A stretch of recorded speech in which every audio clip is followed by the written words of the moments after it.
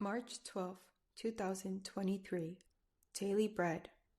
Passage: Luke chapter 4, verse 31 to verse 44. Key verse 43. Title: I must proclaim the good news. Then he went down to Capernaum, a town in Galilee, and on the Sabbath he taught the people. They were amazed at his teaching, because his words had authority. In the synagogue there was a man possessed by a demon, an impure spirit. He cried out at the top of his voice, "Go away! What do you want with us, Jesus of Nazareth? Have you come to destroy us? I know who you are, the Holy One of God." "Be quiet," Jesus said sternly. "Come out of him." Then the demon threw the man down before them all and came out without injuring him. All the people were amazed and said to each other, "What words these are! With authority and power, he gives orders to impure spirits, and they come out."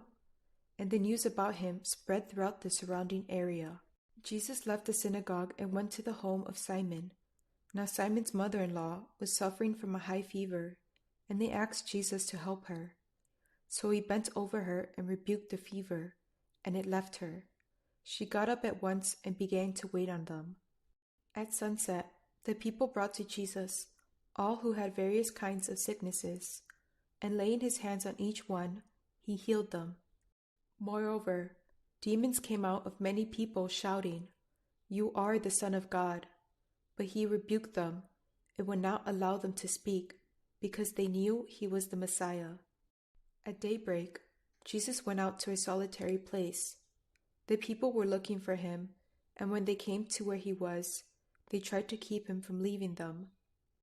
But he said, "I must proclaim the good news of the kingdom of God to the other towns also, because that is why I was sent." And he kept on preaching in the synagogues of Judea. Daily Bread Message. In Capernaum, Jesus was teaching on the Sabbath. His teaching had authority and power. Even a demon that had possessed a man responded rebelliously to Jesus' words. Jesus gave orders to the demon and drove the impure spirits out of the man. People were amazed at the authority and power of Jesus' words. Jesus went to Simon's house and healed Simon's mother-in-law by rebuking a high fever that obeyed Jesus' words. At sunset, the people brought the sick and the demon-possessed. And Jesus laid his hands on each one and healed them all.